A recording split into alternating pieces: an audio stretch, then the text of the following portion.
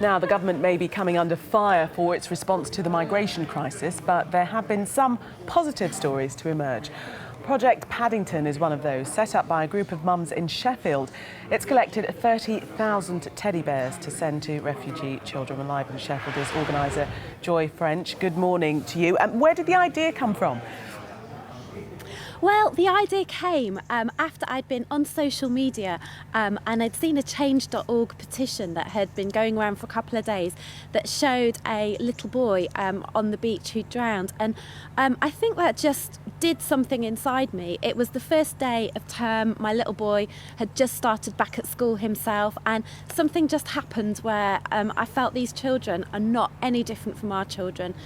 Their mothers are not any different from us as mums, and surely we must be able to do something. So how did you go about mobilising people to get them to contribute to this effort?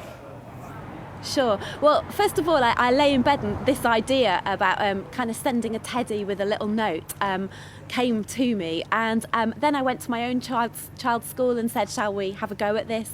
And the head teacher was happy to do it, so I thought it was just going to be a really, really small, local Sheffield-based thing. But we put the thing on Facebook and it just grew and grew and grew. So within a week we had 4,300 people, and so very quickly we invited schools and groups to join us to become a part of Project Paddington, and we've now got 560 schools and groups across the UK collecting their teddy bears, sponsor money for Tear Fund and messages of support for refugees. A lovely idea, but there are those who might say there are other ways that they could be helped. Perhaps money or some sort of financial aid might be more useful than teddy bears. What would you say to that? Absolutely. We agree wholeheartedly, and that's why we partnered with charity Tear Fund, who've got a fantastic track record of working on the ground with people who are very, very skilled in development to make sure aid gets into all the places that it's really, really needed. So definitely we had that partnership, and we are very interested in talking to other organisations who have more expertise than us on the ground and who are sending all kinds of other resources to these children. So we absolutely agree that teddies are a gesture, they're not the whole picture, but we very, very much want to show that we value childhood. These children have had to give up everything, they've lost everything that was familiar to them, and I don't think we can underestimate the power of a simple gesture from one child to another, sharing kindness. And Joy, am I correct in thinking that you're a trainee vicar, is that right? Yes, I am. Well, very, very topical Yes. that we speak to you this morning, because we hear from the Church of England bishops that they believe that we should be taking more refugees in this country. Would you agree with that?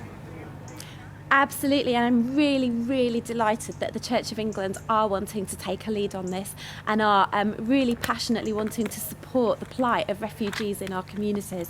And I was really encouraged to listen to David Walker on your show just earlier.